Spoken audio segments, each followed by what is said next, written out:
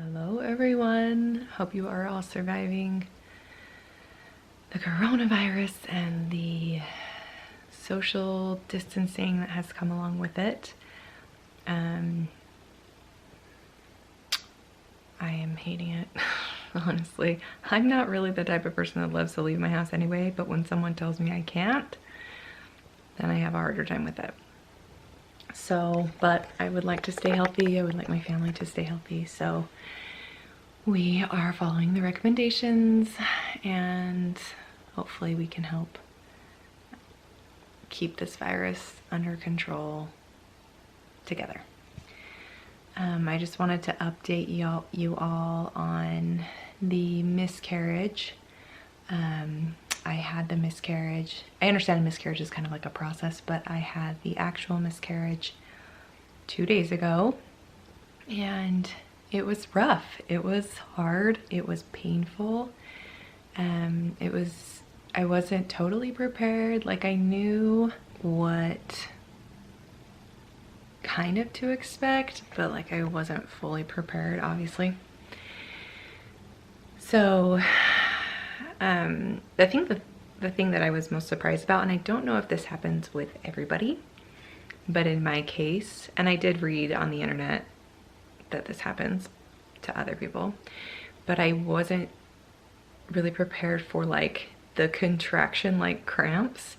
They were just like, there was a period of time, for me it seemed to last about, not necessarily the contraction like cramps, but the really heavy bleeding. They seemed to last about, how many hours was that? Maybe like 7 hours.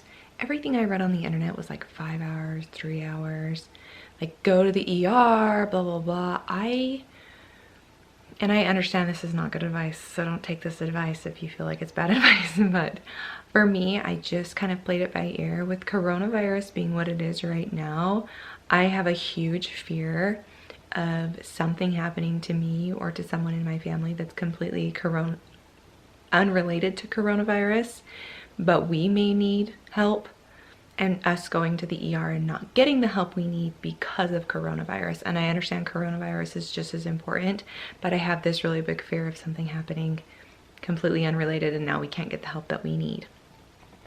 So, you know, you read a lot about when you're having a miscarriage about the bleeding, and you know, if it's heavier than this, then you should go straight to the ER or whatever. And I got recommendations from my doctor as to what to do, and what you read on the internet is, I mean, totally like on polar opposite ends of what you should consider serious.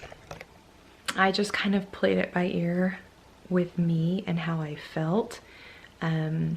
If I was feeling not well or pale or dizzy or lightheaded or any of that, then I would have gone to the ER without hesitation, but I didn't feel any of that.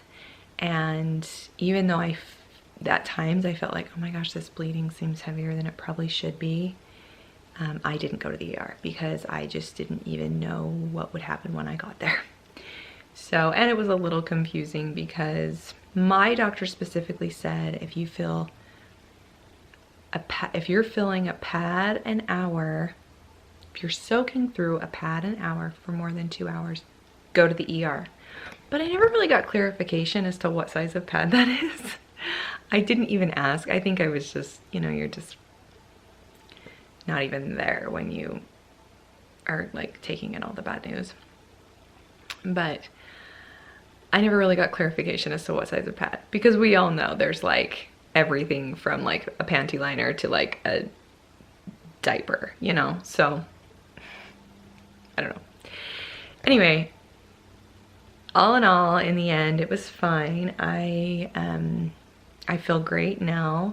I still am having cramps and bleeding, obviously, but nothing compared to what, you know, I was happening 2 days ago. When it comes to whether or not I knew when I actually had, like when the tissue came out, I feel like I do, but I didn't like go digging for it, if you know what I mean. So I don't know.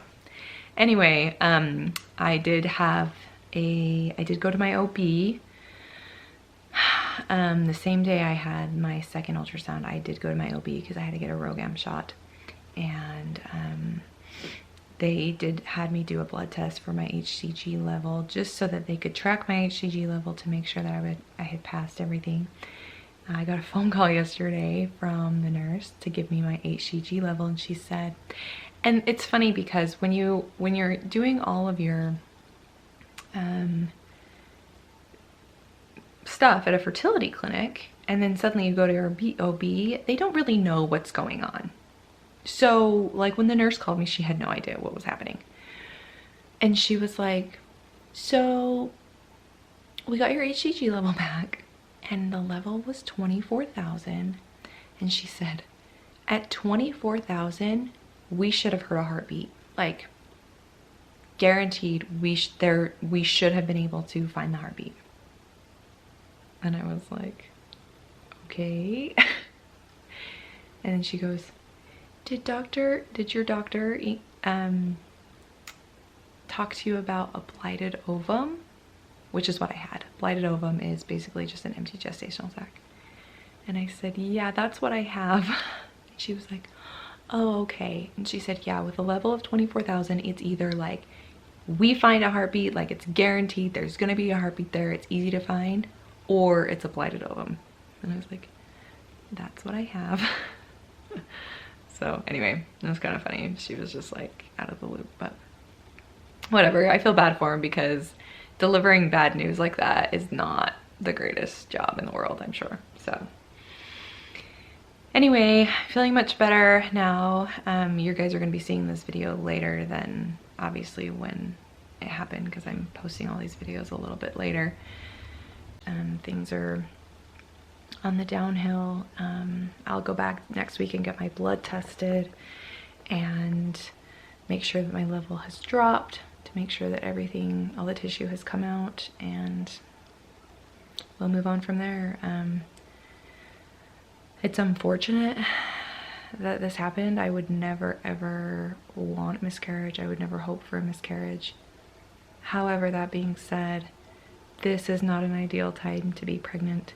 And if I had known what was coming, meaning corona, if I had known what was coming, I wouldn't have ever done a transfer in the first place. Now remember, I'm not glad that I had a miscarriage. I still wish that it would have worked. I still wish that I was having a baby in October, but I am not. And I'm finding the small ray of sunshine in that really, really dark cloud.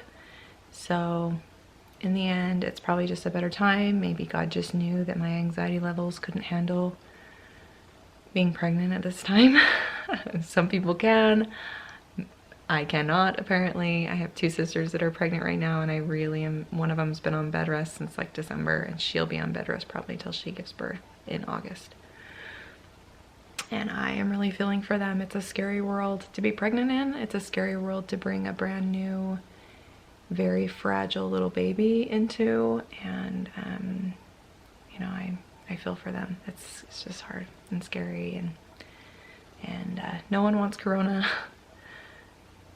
except for maybe all the spring breakers on the beach in Florida, but that's a different story for a different day. But you know, I feel for the people who are pregnant right now, because being pregnant's already a really scary thing. You don't want to get sick, you don't want to get that fever, and you worry about bringing a baby into the world and them getting sick, and then to add on just this really scary, deadly virus makes it way scarier. So anyway, okay, that's the update.